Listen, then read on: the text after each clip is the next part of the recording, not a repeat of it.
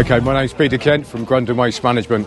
This is a 1915 Pierce Arrow, brought for the company by Norman Grundon, the son.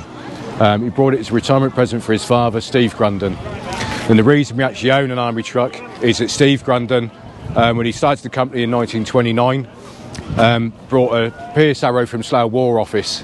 He converted the back of it into a tipper, and he was actually taking aggregates into the streets of London and into Battersea Power Station when they built that.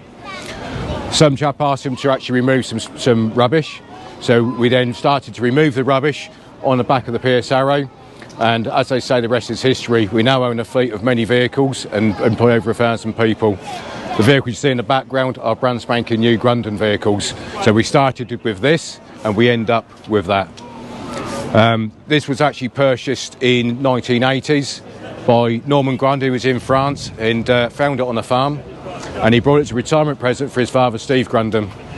He got returned to England. The apprentice at the time for the Colnbrook workshop in Slough, he actually, part of his apprenticeship, actually rebuilt it.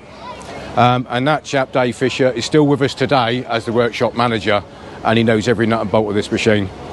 Originally, it was World War I. It was shipped over from Buffalo, New York, into France. It would have had a gun on the back. And it's got the recoil legs at the bottom. After World War I, it was then sat on a derelict for a while, and then it came back into use in World War II.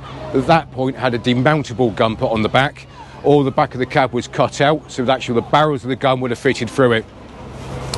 Then, at the end of the war, it ended up on the Frenchman's farm, and that chap was sold it then to Norman Grundon many years later. That is why we have this particular vehicle.